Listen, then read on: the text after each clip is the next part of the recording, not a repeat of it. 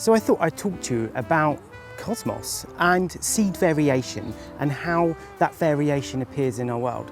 Like any of us, we are born from two parents and we are the hybrid. We are the variation that they've created, that unique piece of life that comes in. Every one of us is different. We share, similar DNA and all of these things, but we have a difference. And so one plant that's come to light a lot this year has been cosmos, and it's been a weird year for growing cosmos. Most people will show you this has got very big and very green. And I've experienced this before when we've had cooler temperatures, lots of rain, and I always find cosmos can get a bit lazy. And so my tip has always been to put a fork in the ground and just give it a little wiggle. And it's a shock tactic, and it does normally trigger it to flower. Now, most cosmos comes in a variation of pink and white and dark pink and cerise pink, and you can get some lovely lemon yellows now, and there's some great breeding that's going on out there. But a lot of these great varieties come from crossbreeding, but also pure accidents of nature. So this was a mixed seed of cosmos. So this is why we've got the lovely dark pink here and this lovely lighter pink with this dark pink middle. And they generally have these quite wide set single petal circle, and they're very pretty. But we do get variations, and it's been quite interesting. If I look to the plant next to it, we've got a smaller flower, but more petals, but they're smaller and more singular. And this is a total different variation. And so this is one that we're going to watch, and we're going to save some seeds from that because it's actually quite an interesting mutation. And so I don't use mutation in a horrible way, because this is a good thing. This is what nature does. Nature is always changing and adapting. But I'm going to come up to the camera so you can get an idea of what we're looking at. So this is what we traditionally would find from a cosmos. And they do change colour, they do different things. This one is very interesting. It's got more of like a chrysanthemum style flower. So we've got much smaller, narrow petals opposed to the much wider here. So we've still got the same sort of coverage, but what we're finding is actually the petals are separating. So where we look on here, you can see these natural veins within the petal, and on here it is separated. So this is a great example here. This one hasn't done it yet. But what we've got is a much more sort of frilly sort of flower, and that is just through that sort of natural variation and that natural selection of nature. And that is how some of these great varieties are sometimes born.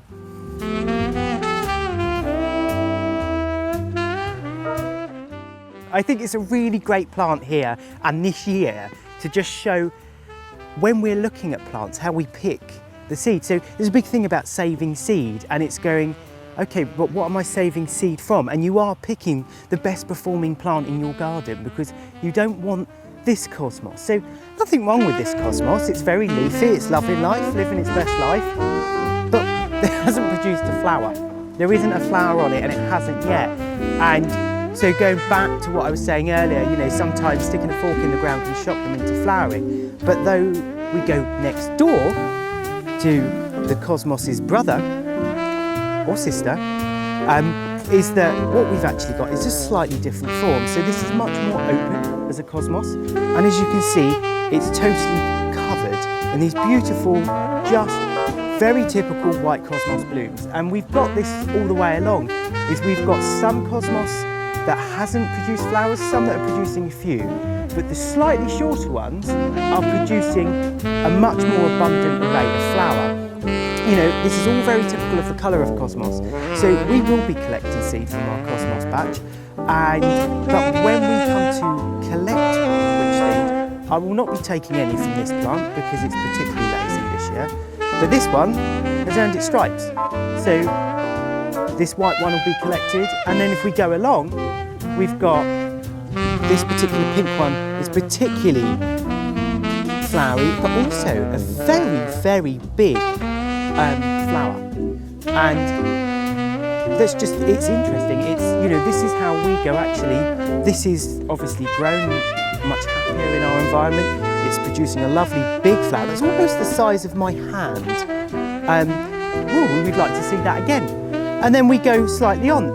Now these were all out of the same cosmos seed packet. And that's the thing, you know, you are always going to get a pretty uniform cosmos patch, but you will get these plants that do slightly different things. So this one here, short, much shorter, but an array of these lovely dark pink flowers. Now, when we sow the seed from these next year, they will be slightly different because they would have crossed with their mates. So we will get slightly different things, but giving you just a very basic overview of when you're looking to collect seed and what you're looking for. And so it's looking for, you know, when it comes to something like cosmos, has it produced a nice size? Have I got bang for buck with its flower? Or is it like the one next door that's just sat there living its best life but stayed green?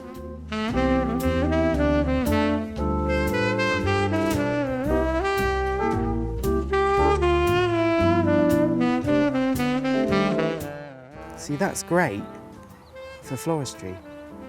Really great for floristry. Again, you know, your seed selection, really great bloom. Look, big as my face. Not quite as big, but you know, and a really good stem. So that's what I'm looking for. I'm going, well, I'm going to save the seed from that and from the white one there, and the cosmos we looked over there that had that very interesting petal variation, and just to see, you know, if I wanted to keep this quite true, I'd have to sort of, you know, protect this plant and stop it cross-pollinating. I'm not really that fussed, but looking at what we're going to save seed from, these are the plants that I'm going to collect because they've shown the best adaptation to where we are in Cornwall and our climate this year.